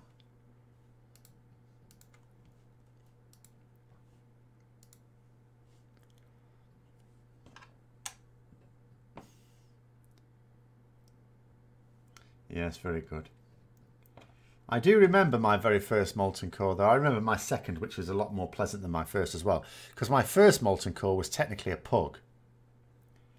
And I can't even begin to tell you. Why people even tried to pug it back then, I have no idea. It was an utter disaster. What had happened was, we were doing Molten Core. All we were doing was killing the trash. It took a lot of trash to kill. It took us a good 2 hours to kill the trash to get to the first boss. Then we found out there was no first boss because the person who'd made the group had a lockout where the boss was dead. We didn't know that. Not that it mattered anyway. We probably wouldn't have killed the boss. It was a pug. It was all stupid. But then I remember my first proper one with an actual guild that was killing bosses. And that went a lot better.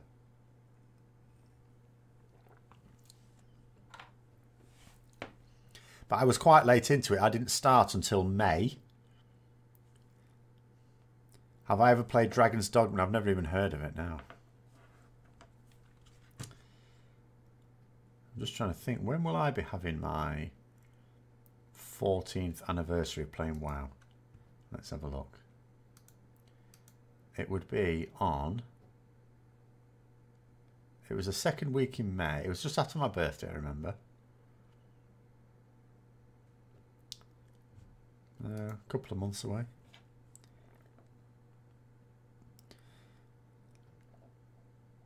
At the same time, I've taken breaks from it before.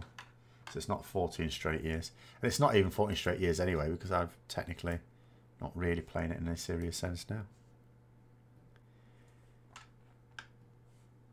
Need to pretend to be an adult. Adults play games. Where do people get this idea from that adults don't play games? Playing games is human. Nothing to do with child or adult. At the gaming club, where I joined to try and get... waving a file around. Where I try and get games of Age of Sigmar, there are people who play My Little Pony, like role-playing games. Which apparently keeps ending because one of the members is extremely destructive. Pretty good action RPG. You mentioned it because you can put down your own portals to fast travel to. Okay, I don't mind. You know, with fast travel, I'm not someone who says there should be fast travel. I only say there should be fast travel to avoid pointless areas. So the reason why I think Blizzard should have kept in the old portals is because the old zones are pointless. I don't think there should be fast travel through relevant zones. Beyond Elder Scrolls Online, I think gets it right. Actually, that system works well. I think that's good because you do have fast travel there to certain locations, and as long as you don't, you know, it's free as long as you make it to those locations. So that's okay, I suppose. But you still have to discover them. You know. You loved Molten Core. Blew your mind at the time. Only previous raiding experience I had was an unorganised mess in Dark Age of Camelot. See, that's another one I didn't play, but people say lots of good things about it. But raiding with voice comms in WoW was something else. Yeah, but my first raid, I couldn't hear them for like 2 hours because I'd used TeamSpeak before. It's not that I didn't know how to use TeamSpeak. I could speak, they could hear me, but I couldn't hear them. And it took 2 hours for anyone to notice that I couldn't hear them. So I can't have been doing too badly. Do I think Ret will finally be viable in Classic? Yeah, no, Ret was always viable in Classic if you got out of Blessing Duty. If you didn't have to... On Lower Theb, right, and no one's going to say, oh, you must have been in a scrub guild then. We killed Lower Theb. We weren't in a scrub guild. I was top damage on Lower Theb. So... you could absolutely do it. It's just that the best use of a paladin, you know, your blessings, if you take a paladin out of the... there were so many blessings. If you take a paladin out of that, and you have to take them out of that to let them do proper DPS, then you're limiting the number of blessings you can give people. You know. If you move to England, can you get an AOS game? Well, the best place to move in England will be Nottingham, because that's where their headquarters are, and that's where they've got a very active gaming community.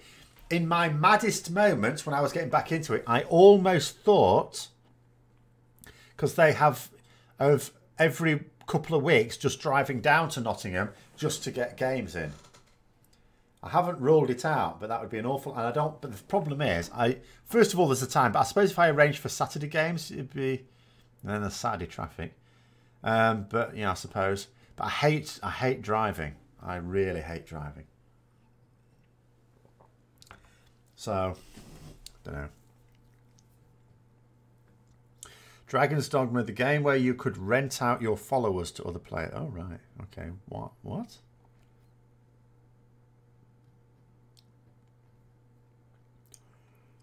I should become the dear leader of Ashes of Creation Guild.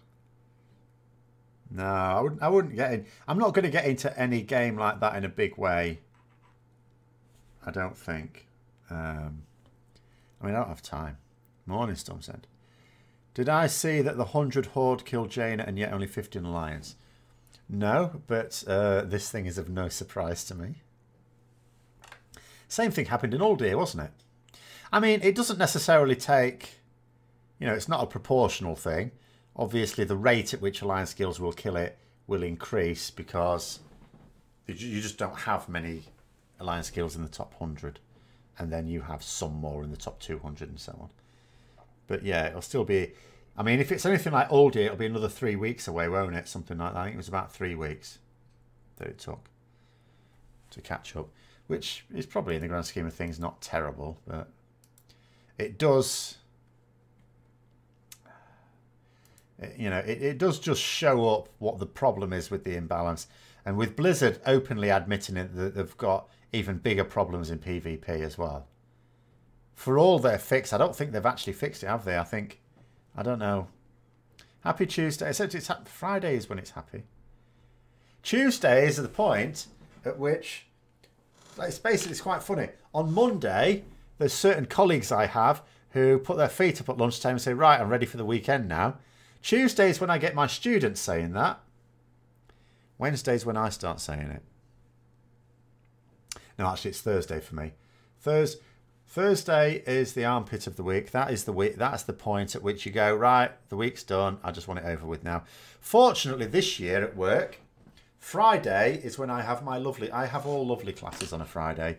So I don't begrudge Fridays. I don't have any pains in the arse on a Friday. And in fact, the classes I have on a Friday, some of them have started to finish the course. So they're disappearing off into the sunset. But anyway, am I actually going to log on and play around with the new patch stuff? What, you mean any more than I've already done the PTR? So it won't even be the first time I'm doing it. Probably not on Wednesday. Whether I do at any point, I don't know. I might just leave it till holidays. You know, World of Warcraft might just be a holiday thing for me. You know, Easter's in 3.5 weeks' time. Maybe I'll do something Easter. Maybe I'll come on every now and then. At the moment, I'm busily trying to paint models. And I hate painting models as well. But I need to do it. Do I see a slowdown in interest in your WoW videos? Oh, absolutely. Oh, yeah. Definitely. Right. Does it support the theory that WoW has a decline in subs? No. It supports the theory that I have stopped playing WoW. It completely went off of cliff face after Christmas. So here we've got at the moment 52 people watching. Hello, everyone. Thank you very much for keeping the conversation going.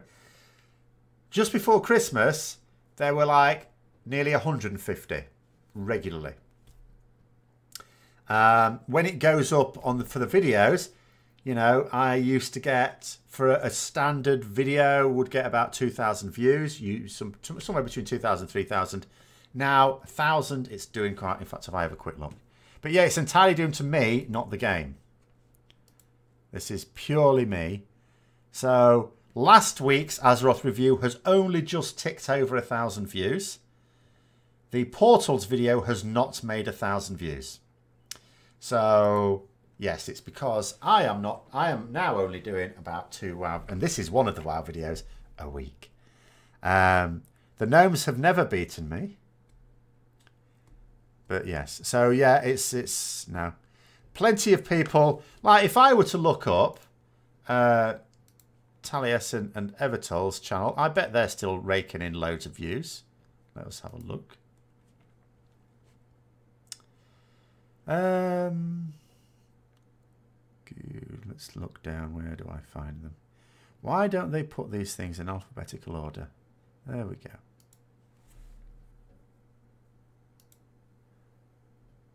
Yeah, they're still getting plenty of views. So, yeah. Does the AOS tournament have painting requirements? Yes, you have to have painted models. Do you know what I was really annoyed about, actually? Okay. So, I've bought a load of models for the tournament. And the older models, some of them have come with rectangular bases, which are illegal. Okay, you can't use these in any gaming system that Games Workshop provide for. You certainly can't use them in the gaming system for which those models are for. So I emailed them to say, look, I've got all these models that have come on the wrong basis. Can you send me the right ones? And I had a response today saying, no, that's what they come with. You have to buy them separately. And I'm thinking, why? Why are these in here? There is not a single game, Games Workshop game I can play that's supported by them still that uses these. Pains in the ass. So yeah, it doesn't matter what game I play. It's crap customer service everywhere, isn't it? You know, I leave World of Warcraft bitching about Blizzard, go to Games Workshop where I love the games. I think the games are fantastic. Well, the game is fantastic. But the actual customer service is appalling. The way they treat customers is absolutely dreadful. And they don't talk to customers properly either. Anyway. Yes, sir, the news broke with the classic patch phrases. Yeah, I've done that. Yeah, we had that. We did that. I don't need to do a video on it. What am I going to talk about in a video on that? They said they were doing it in phases. They're doing it in phases. They were always going to do it in phases. To be honest, the very idea of not doing it in phases would have been laughable. Let's be honest. There. That video probably took 30 seconds. Barely do any nowadays. Doesn't preach still. Well, he probably does fewer videos. He presumably streams more.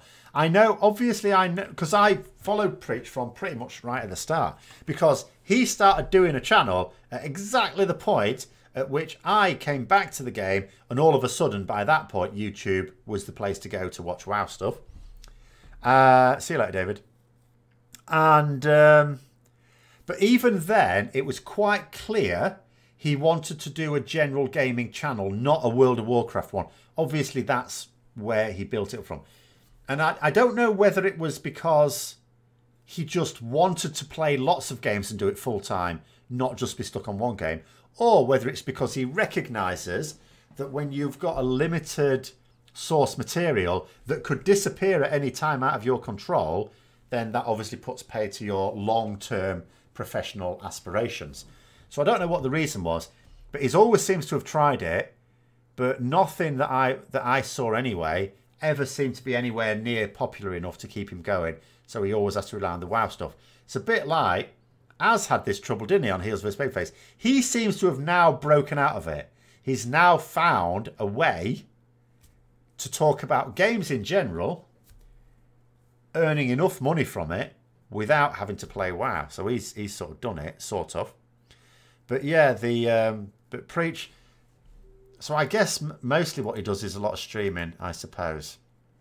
I don't know. It's to be honest, it's been a long time since I watched anything of his. So I don't know what he's up to now. And I don't really watch people stream. I don't even have time to stream myself sometimes. I need to try and get myself into a cycle at some point. But anyway. Same with reaction videos. A 2-minute cinematics get a 10-minute reaction. Well, to be fair, sometimes I will do that if I've got something to complain about. I've complained about a few Blizzard cinematics, I have to say. But I don't generally like reaction videos. I don't like doing them. And I certainly wouldn't do one that is a genuine reaction video, as in, oh, this is the first time me watching it, I will do my live reactions. Because I might say something stupid. I mean, I might still say something stupid, but at least I like to consider it and give myself a better chance. For this version, you watch only the Asman reactions nowadays. Includes both. Oh. Yeah, 2 for the price of 1. Is why you got into WoW. Now he does a video like once a week. Yeah. I mean, he must be getting his money elsewhere with it. I guess the streaming is more lucrative for him and possibly more enjoyable for him. As is always a negative Nancy. Well, but some people like that. So he's got himself. But then to be fair, he's going to be a bit negative if you know, because he tried quitting WoW and not doing content on it, and then did his other channel, which like got nowhere. So obviously then he felt tied to having to come back and resented it. So it was always going to be negative because he didn't like the game anymore. So but yeah. But anyway, he's doing stuff on other games now, isn't he? Unfortunately, then I don't really have that much interest in other games. Occasionally something interesting happens, but I don't know. Hang on, what is this? Ah, lost it. There it is. Yeah, sucks. Well, look, this is the problem with being a full-time YouTuber, surely.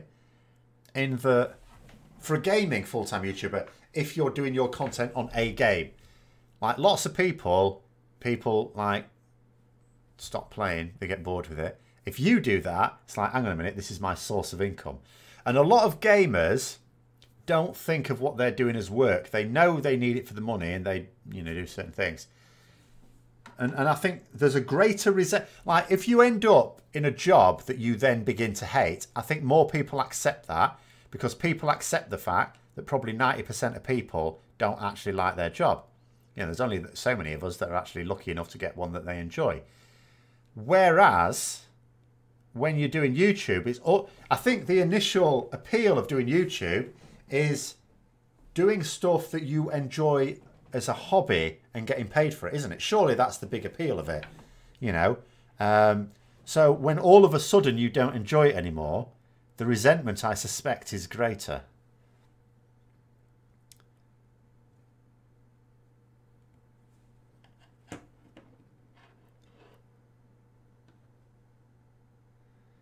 But you know, and of course, if the earnings you're on are, I mean, if you're earning like 3 times as much as you need, you know, you're really successful, then of course, you know, you can, you've got the possibility of keeping it going as your job thing and trying to branch out into other things and experiment. And if your income comes down a bit, you're all right. But if what you're earning is only just enough, you can't afford your income to drop.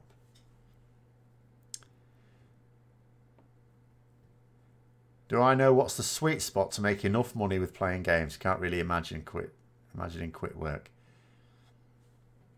Well, the sky's the limit still. I mean, you know, if by accident, obviously, you know, not this. Let's say my YouTube activities in general, let's say something took off, and it may be my political stuff, and it may not, because obviously at the moment it's only been successful because it's on a single, well, mostly a single topic that a lot of people are actively looking up at the moment.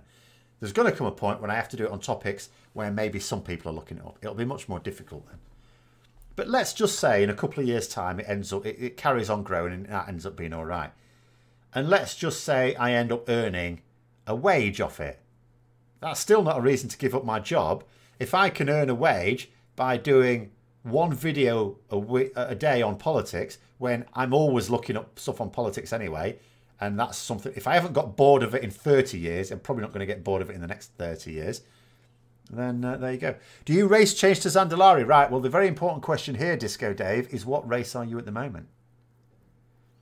I can't possibly be Prime Minister, because, unfortunately, I would tell the truth, and people don't like the truth. And I would never get anyone supporting my policies. What's the number to quit my job? Ah, well, it's not a number, is it? It's a combination of the number and the feeling of confidence that I can sustain it. Let's say I made very rapid growth. Let's say in a year's time, I'm on 80 grand a year from YouTube.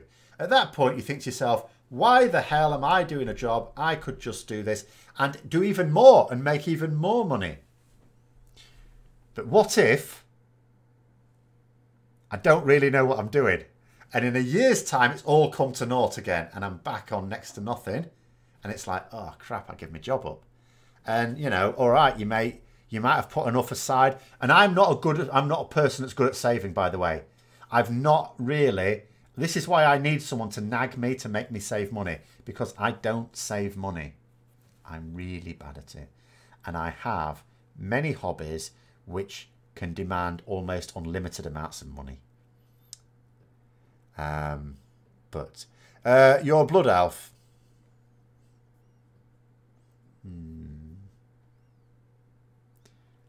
If you want, but I would suggest that... No, if you were going to say Tauren, then I would say without hesitation, yes. If you were going to say a troll, I would say the same thing. As I have also a political channel, I have to point out to a short book, Ian Krastev's After Europe.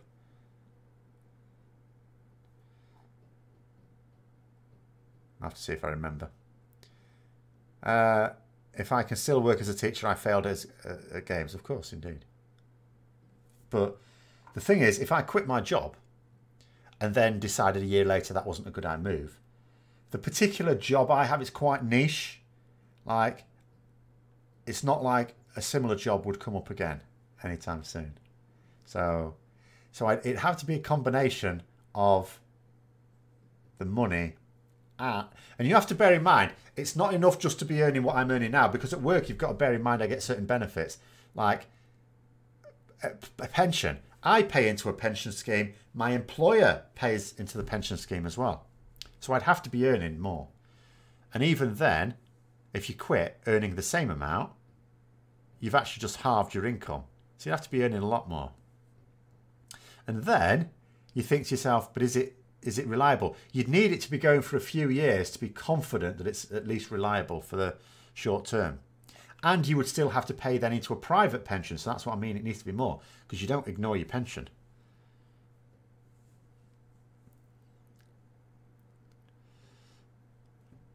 I'll never be a high roller. I am terrible with money. Like, I understand how other people should save. It's just my own brain says, but you might die tomorrow. Why are you saving it? To which the rest of my body goes, oh yeah. Why would you quit your job if you only do 1 hour of work a day? Hang on, what else? It takes me a little more than 1 hour to do these things. Thank you very much. But yes, you know, when it's a set amount of time, should we say, that I can manage around my work, exactly why would you? I suppose the only reason would be if I all of a sudden didn't enjoy my work. You know, let's say I suddenly had a boss. I've been quite lucky with bosses where I work now, because they've all been quite intelligent, sensible people. But if I got someone who was an imbecile and I started resenting it, then maybe, yes, maybe at that point I go, earning this much money in my job and this much money from YouTube, I don't think I'll come back into work tomorrow. If I won the lottery, when we talk about winning the lottery, we're obviously not talking about winning £2, because that's what I usually win. If we're talking about winning a retirement amount of money, no. I would not quit immediately, of course. That would be rude. But I would, yeah. Because you've got to think about it. Even in a job you enjoy, there are downsides to it. Like, I enjoy teaching, but there are aspects of my job that are not enjoyable, that are a pain in the ass.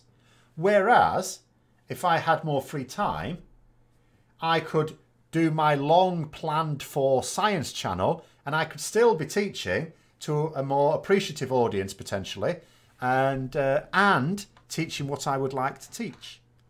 So there's an appeal in that. So, you know, if I won the lottery, absolutely.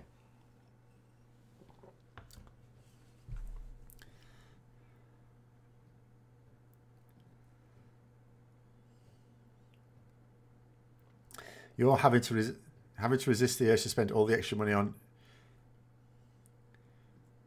Warhammer models. Well, this is it. See, I'm not very good at resisting that urge. I've spent quite a lot recently, and I have plans for more. The only thing that's stopping me at the moment is that I've been playing a few games recently, 3 to be specific, where I've been using unpainted models, and I feel so dirty doing it. So even though I hate painting, I hate even more playing with unpainted models. So I have a lot of painting to do. So it should be no more models for a little while, even though I have my plans. But, you know, that is unfortunately the way that is.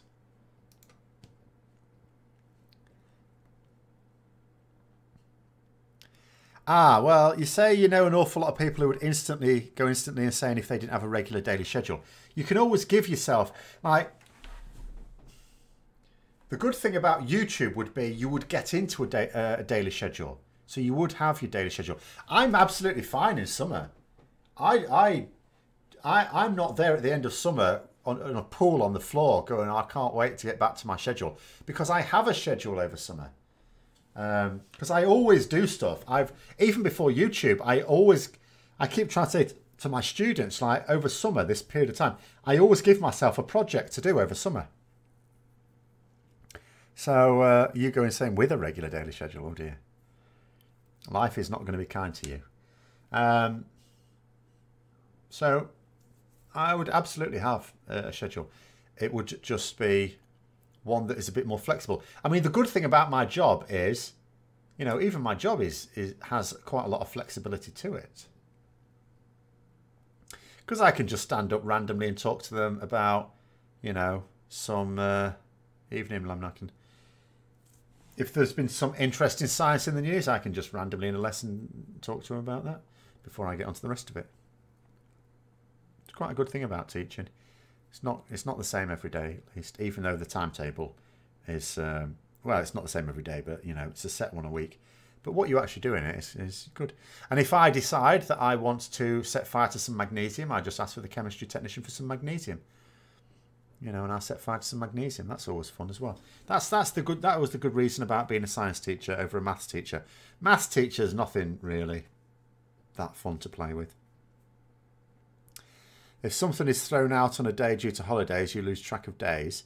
Happens over Christmas. Oh no, I always be like, people keep asking, like, how do I have time for work? Which in teaching is fairly involved, you know, and doing YouTube stuff and things like that and Warhammer.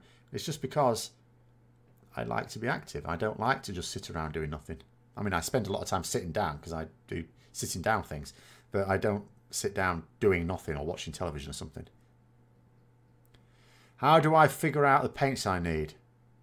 I don't. I'm not artistic. So I just buy lots of paints and then hope for the best. How I imagine it looking before I've painted it and how it looks when I have painted it, not really the same.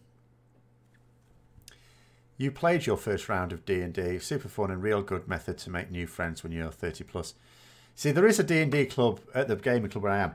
See, and it's not that I wouldn't like to play it again. The problem is, again, time. Like, I know if I did that, it would take time away from something else.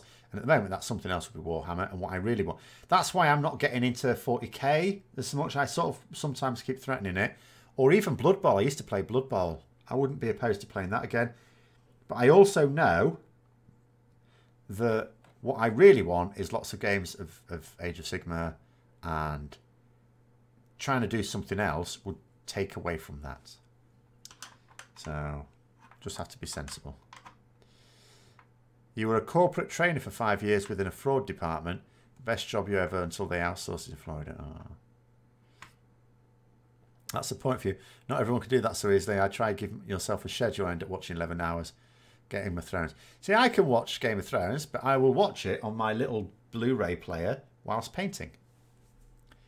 In fact, the weekend before, I was painting whilst watching Deadpool 2 on repeat. I watched it about 3 times. You read and do things just due to not doing your normal Monday. It doesn't feel like... See, well, that's the thing, you see. If you quit your job and you get into a new schedule, then it will be normal. And it will be normal forever. Until at least you either get dementia or can't walk anymore. You work in a bookstore and just said, call D&D books. So he said, why don't you join us? Oh, okay. You've been watching GOT while playing WoW as of late. See, I've not been watching the new series, of course. I don't even know if it's... I think it started. I'm sure it started. I haven't watched... Oh, hello. My screen's gone funny. What? It says we're still, well, we're almost at the end anyway, aren't we? On that completely non-WoW related topic. I don't know what's happened to my screen though. That doesn't look good. Try and refresh it. But no, I just like, there's a thing, even when I watch things, film, DVD, this is why I don't watch actual television. If there's something I want to watch, I'll get it on DVD or Blu-ray. Oh, it's not started yet. Okay, I didn't know whether, I don't know. Hi Barry. Oh, you've come out at the end, Barry. But anyway, what was I saying? Yes, I cannot just sit down and watch a film or something like that. I have to be doing something. So, Blu-ray player on the desk there somewhere. Am I going to make a video on the vote result after? Yeah, not immediately after this. I have to read things and catch up and see what people have been saying. But yes, I am. Where was it? Hold on. I had a thing. Let me see if I can find it. Is it this one? No, it's not that one. That's my other camera. Go away.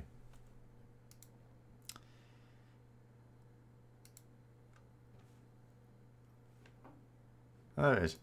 So just at the bottom left corner is the Blu-ray player on my painting station. And at the moment, my painting station doesn't have any models on it. That will be rectified tomorrow. I've got a new unit to paint. But anyway, need advice. You'll be an English teacher in 3 years. You can't speak fluently and your knowledge is not that great. What can you do to improve yourself? Watch television.